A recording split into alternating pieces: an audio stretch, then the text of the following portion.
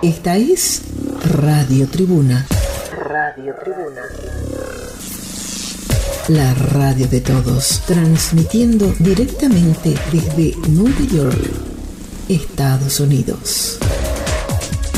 www.tribunaabierta.info. Y ahora vamos al encuentro de Carlos Pérez desde Corrientes, Argentina, para conversar con él como todos los sábados, siempre con buenas informaciones y con invitados de primer nivel. Carlos Pérez, bienvenido, ¿cómo estamos? Muy buenas tardes, Francisca, para vos y la audiencia internacional de Radio Tribuna. La verdad que es un placer, como dijiste, sábado a sábado, compartir este espacio y llegar a tantos países, en tantos lugares del mundo, donde siempre hay algún hispanoparlante que está atento a Radio Tribuna. ¿Quiénes nos visitan en la tarde de hoy?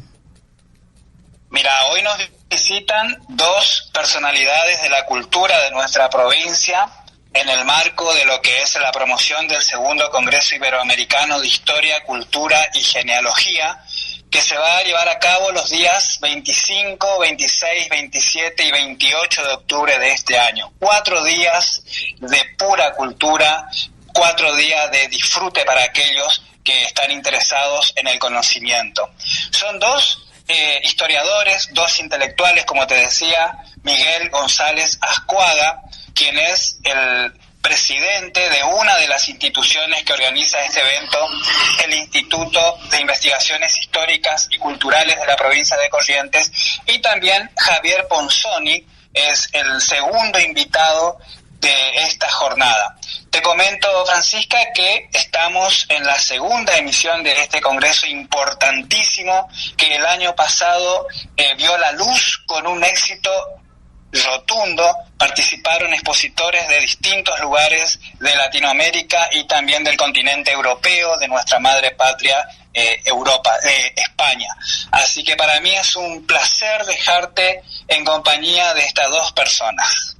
Qué gusto y qué satisfacción conversar con gente que quemaron pestaña para llegar hasta donde llegaron, para consumir tanta lectura y luego exteriorizarla en las aulas y a través de los medios de comunicación, para que la gente sepa de dónde viene, por qué está aquí, cómo llegó hasta aquí y quiénes fueron en nuestros pasados y antepasados los que lucharon por darnos una historia a cada uno de los países que componemos geográficamente este globo terráqueo. Le doy la bienvenida a Javier Ponzoni. Bienvenido, ¿cómo estamos?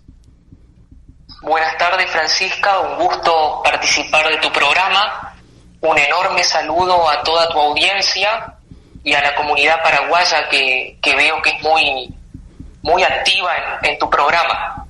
Gracias, sí, de verdad, somos muy activos. Somos pocos, pero hacemos ruido. Miguel González Ascuaga, bienvenido a Radio Tribuna, a Mundo Música y Noticias, a la costa este de los Estados Unidos. Hola, Francisca, ¿cómo estás? Un gusto otra vez estar contigo, con Radio Tribuna, con la comunidad hispanoamericana, con la cual nos comunicamos a través de tu programa, y gracias nuevamente por esta invitación, esta segunda invitación consecutiva. Hoy recordábamos que el año pasado, alrededor del mes de septiembre, tuvimos aquella comunicación, y bueno, gracias por recibirnos en tu programa, y a Carlos Pérez por hacer un poco de nexo en todo esto. Carlos Pérez siempre tiene uno o varios ases bajo la manga. Cada sábado me aparece con temas cada vez más importantes, y nuestra audiencia ya pregunta qué temas tiene Carlos para hoy. Así es que después le vamos a dilucidar a la audiencia internacional qué tema luego vas a tocar de esta entrevista. Javier Ponzoni, historia. La historia de los pueblos. La historia cultural de los pueblos. La historia de por qué somos lo que somos y cómo llegamos a ser lo que somos gracias a quienes a mucha gente no le interesa. ¿Por qué será? Bueno, tiene que ver también con la presentación que se le da a la historia, tanto en el plano educativo como también en el plano mediático. muchas veces nos han convencido de que la historia eran hechos o sucesos lejanos, entonces el público se veía desconectado de esas grandes explicaciones de la historia. Pero como vos bien decías al comienzo de esta entrevista, sin la historia no podemos entender nuestro presente, y la historia nos incluye a todos. Estoy plenamente de acuerdo. La historia nos incluye a todos. Y la historia del Paraguay no se puede narrar sin la participación de Argentina, de Uruguay, de Brasil, de España. Bueno, imagínate, así vamos entrelazando los países nuestras respectivas historias, lo cual nos hace de la historia una globalización histórica. Somos países hermanos con un mismo origen. Entonces, uno de los objetivos que justamente nos trazamos en el Congreso Iberoamericano es reunir a los investigadores de estos países y encontrar los vínculos que nos unen, para seguir justamente fomentando los lazos de amistad que se vienen generando desde la época colonial, que es nuestro origen justamente en común. Imagínate, Miguel González Ascoaga, imagínate que en el inicio de la historia, cuando todavía no existía la escritura, las historias de los pueblos eran narradas oralmente y pasaban de generación en generación. Ustedes sabrán mejor que yo, que son historiadores, y eso con el transcurrir del tiempo, como el teléfono cortado, se fue modificando un poquito la verdadera historia, de acuerdo a aquel que lo contaba. Una vez que apareció la escritura, ya fue diferente, y lo que se plasmaba por escrito, ahí quedaba. A pesar de que después también cambiaban o se perdían hojitas de acuerdo a ciertas situaciones, parece ser que la corrupción existió desde siempre. Y bueno, pero así sucesivamente la historia fue creciendo, fue tomando su verdadera importancia. Y ahora, en el caso tuyo como historiador, ¿a qué nivel está la historia en el interés de un pueblo? En este caso, en el interés del pueblo argentino. Yo creo que la historia va ocupando lugares que nunca debió dejar de ocuparlos, en la importancia, en el interés de la comunidad, pero también es estos congresos como el que realizamos nosotros, esta segunda experiencia, este segundo desafío, es un poco despertar la conciencia de la historia, y que la historia no es un relato único, no es un relato escrito de una sola forma o manera, sino que debe generar el debate serio, profundo. La historia ha superado etapas, ha superado subjetivismos, es una ciencia humana que lógicamente no puede ser absolutamente exacta, pero que dentro de sus inexactitudes, dentro de su subjetivismo, debe llegar a la comunidad, a nuestro pueblo, a nuestros pueblos, y tratar de redescubrirnos como pueblos, como culturas, y despertar el interés, sobre todo en las nuevas generaciones. Yo creo que la historia, ese es el desafío que nos está planteando permanentemente. La historia y sus ciencias auxiliares, lógicamente, pero estos ateneos, estos debates, estos espacios en el que se trabaja sobre la historia, sobre la nueva historia también. La historia está continuamente siendo revisada. Lo que debemos evitar son esos revisionismos ideológicos que terminan siendo subjetivismos. Y bueno, tratar de despertar precisamente el interés en las nuevas generaciones, en su redescubrimiento, en su revalorización. Y yo creo que estos congresos, como el del Congreso Iberoamericano, es una oportunidad para encontrarnos, escucharnos, debatir seriamente y respetarnos también en nuestras propias diferencias. No vamos a encontrar un discurso único, pero sí podemos escuchar distintas versiones de un hecho, siempre fundamentado, documentado, establecido de esta forma. Entonces, a eso apuntamos. Yo creo que estas convenciones, como las que van a llevar adelante ustedes nuevamente este año, convierten a la historia en una herramienta para el análisis crítico y para la comprensión de la sociedad, la política y la cultura. Aquel que no toma un libro de historia y no se adentra en los principios de su pueblo, no conoce su país, no conoce qué pasó antes y por qué estamos donde estamos y somos lo que somos. Yo creo que el ser humano tiene que conocer su historia para valorarla y para poder dejar en el camino también un poquito de la suya. ¿No te parece, Javier? Bueno, de hecho hay una frase de Marco Tulio Cicerón que dice que desconocer la historia es vivir eternamente en la infancia, y tiene que ver con esta necesidad del estudio del pasado para entender quiénes somos y comprender el presente, porque el presente es un continuo en donde tenemos un legado de grandes procesos económicos, sociales, culturales. Yo hoy escuchaba, por ejemplo, que hablaban en tu programa de la importancia del idioma guaraní. Bueno, y esto es una permanencia histórica que viene desde la época precolombina, que hay que mantener, que hay que fortalecer. Cada pueblo tiene su cultura y en base a esto va construyendo su identidad. Estoy muy, pero muy de acuerdo. Y en esto, hoy, en el transcurso de la tarde, se reunieron e hicieron una marcha para demostrar el repudio por esta situación tan difícil que está viviendo la cultura del Paraguay. No son solamente aquellos que querían estudiar el profesorado guaraní los que están en estos momentos castigados por esta situación, sino que es la cultura del Paraguay la que está castigada. ¿Por qué?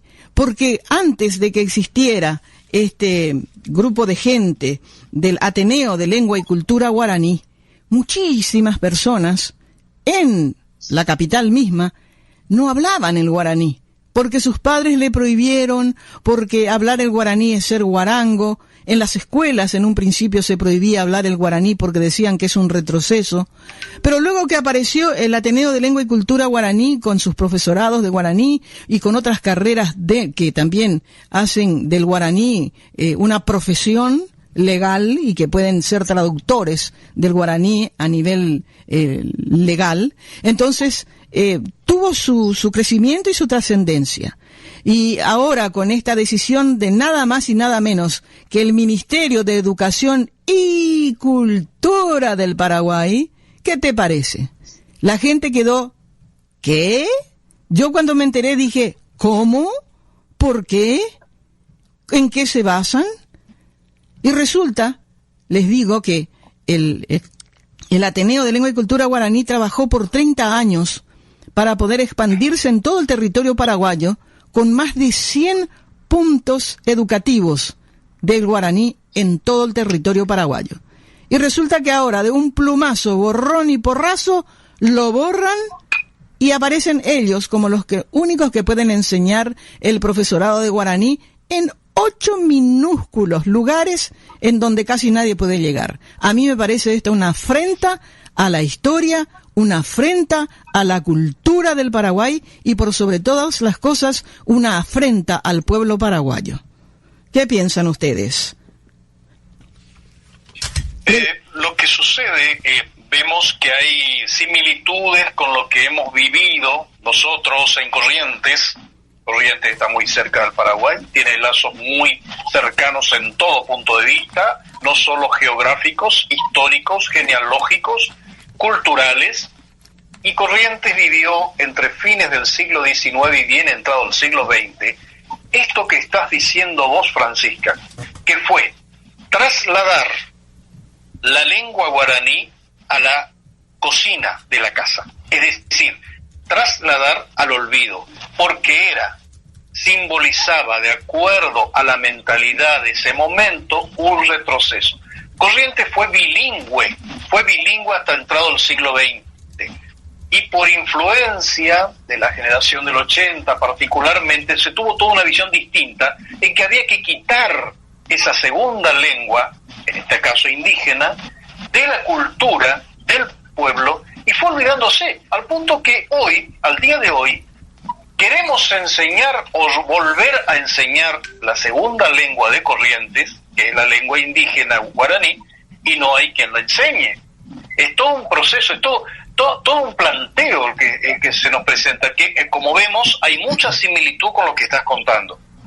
Y sí, Entonces, fíjense ustedes que antes nosotros no teníamos quien nos enseñe, ahora que tenemos, pues los quieren sacar de circulación, porque esa es la verdad, hablando mal y pronto. Aquellos que quieran enseñar de ahora en adelante, aprender para enseñar después, ya no obtienen esa oportunidad. Tienen que adecuarse a esos 8 lugarcitos y que seguro que van a estar llenos y seguro que quedan lejos y seguro que cuestan más que lo que antes costaba en el Ateneo de Lengua y Cultura Guaraní. Imagínate una serie de aberraciones increíbles. Pero lo que estás contando es preocupante. No tienen quien enseñe la lengua guaraní en Corrientes.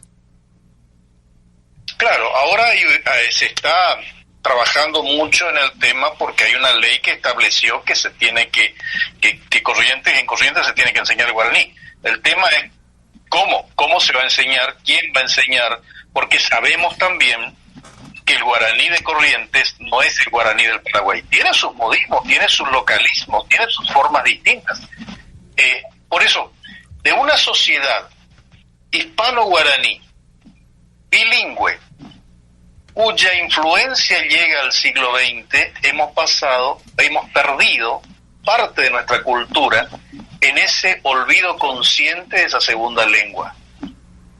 Y entonces todo eso nos plantea verdaderos desafíos que nosotros, que precisamente nuestro Congreso Iberoamericano no está ajeno a ese tipo de debates y ese tipo de revalorización de nuestra cultura, revalorizar nuestra cultura mestiza, porque es la cultura mestiza de la que estamos hablando. ¿Cuál es la diferencia que se nota en el guaraní de ustedes y en el guaraní nuestro, Miguel? Yo creo que hay algunos modismos, algunas palabras, algunos localismos que detallan diferencias, así como tenemos el español, que no es lo mismo hablar el español argentino o el mexicano, por así decirlo. También en el caso del guaraní existen ese tipo de diferencias que no son grandes diferencias, que no son grandes cuestiones distintas, pero que sí evidencian la influencia local y que tiene mucho que ver también con el desarrollo secular de nuestros pueblos.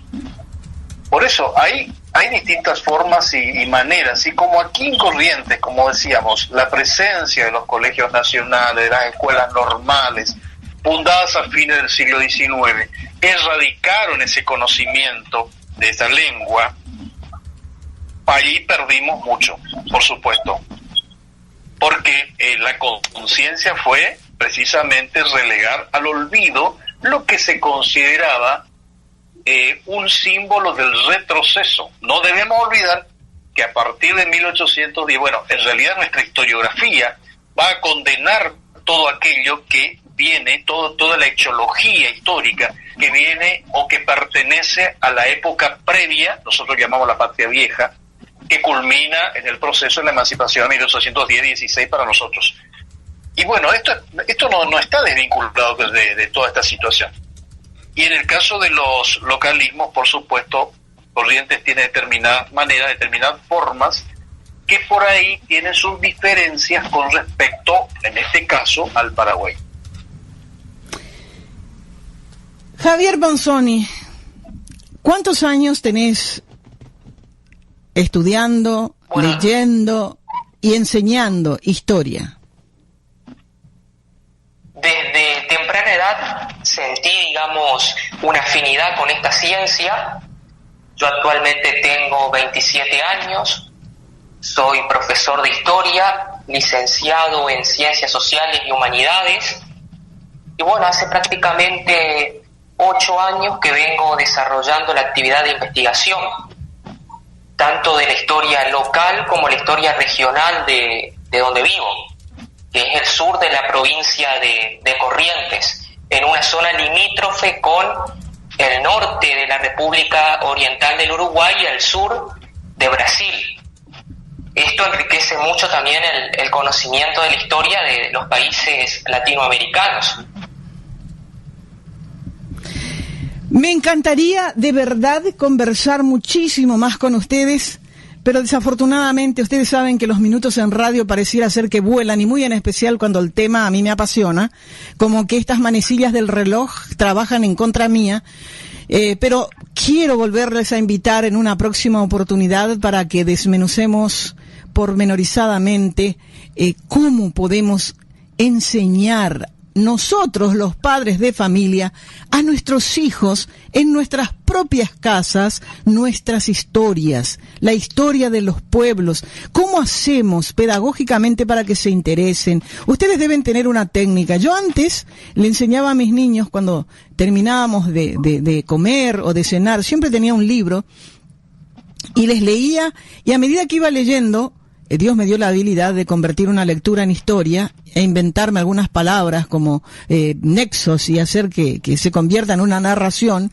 Les contaba como historias, por ejemplo, lo de Cristóbal Colón, de repente la independencia del Paraguay, dándoles matices, y me encantaría volver a conversar con ustedes sobre ese tema, porque acaba de escribirme una amiga que está en Washington y me dice: yo quiero enseñarle a mis hijos la historia de mi país, pero no sé cómo hacerlo. Tiene que haber algún método interesante. Le podrías preguntar a esos profesores, y me robó la idea porque yo estaba por preguntarles eso.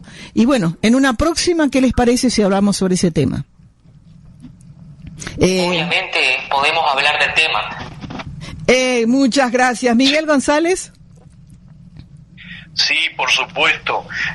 Nada más quería recordar algo, Francisca, si me dejas un minuto. Sí, por favor. Nuestro Congreso Iberoamericano, que de Historia, Genealogía y Cultura, en su segunda versión para el mes de octubre del año 23, se va a desarrollar bajo el auspicio de, por lo menos, de tres ejes grandes, que son los 250 años del natalicio del sabio y naturalista francés Amado Bonpland, que, como vos bien sabés, es una figura internacional, reconocida internacionalmente, pero que también vivió en el Paraguay, también desarrolló sus actividades, sus investigaciones y enseñó en el Paraguay. Se cumplen 210 años del combate de San Lorenzo este año, el combate patrón, digamos, de lo que va a ser la emancipación de América. Y, por supuesto, estamos viviendo para la Argentina los 40 años del retorno de la democracia. Entonces, estos tres parámetros, o estas tres conmemoraciones, son un poco las que van a identificar nuestro Congreso, o sea, van a ser el auspicio de este Congreso Iberoamericano, que, como siempre, se desarrolla con los ejes establecidos: historia, genealogía y cultura. Y sabemos que la cultura es amplísima, y sabemos que la cultura es tangible e intangible, o sea que tenemos mucho para hablar después también. Pero me encantaría... Yo quisiera agregar el correo, sí, correo electrónico para los interesados en participar del Congreso, tanto como expositores como oyentes. Si me lo permitís, lo voy a decir. Por favor, adelante.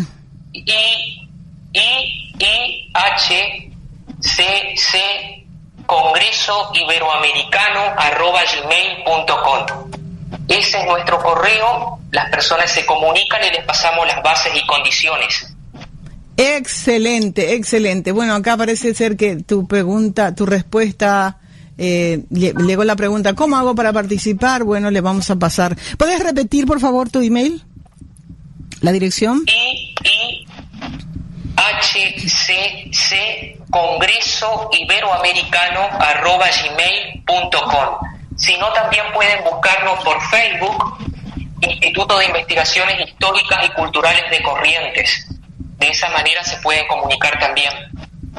Y también podés enviarnos, o nos pueden enviar unos flyers a nosotros a través de Carlos, para que nosotros podamos poner en nuestras redes sociales. Entonces las personas que quieran participar también van a encontrar cómo hacerlo al leer, porque estamos en todas las redes sociales.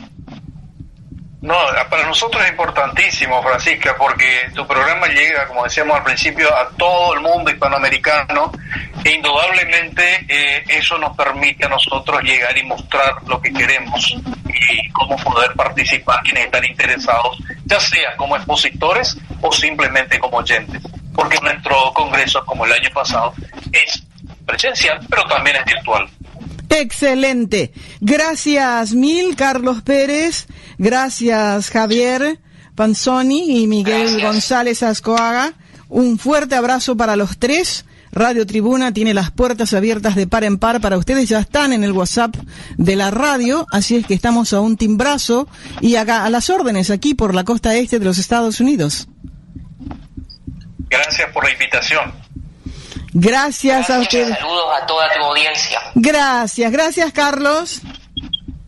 Muchas gracias, y ojalá que muchas personas, muchos intelectuales que nos están escuchando en distintos países puedan sumarse a esta convocatoria, puedan estar participando. Como decía Miguel, está la posibilidad si viven en lugares lejanos a través de vía remota, así que muchísimas gracias por este espacio. Gracias a los tres, un fuerte abrazo, nos encontramos en cualquier momento. Señoras y señores, seguimos con ustedes aquí en Mundo Música y Noticias, estos minutitos. Mundo Música y Noticias, un encuentro muy especial con todos los amigos a nivel internacional, con invitados especiales, con panelistas, con música, con arte y con todo lo que hace que los hermanos latinoamericanos y del mundo nos unamos para compartir aquí en Radio Tribuna. Mundo Música y Noticias, todos los sábados, 5 horas de Nueva York. Mundo Música y Noticias en Radio Tribuna.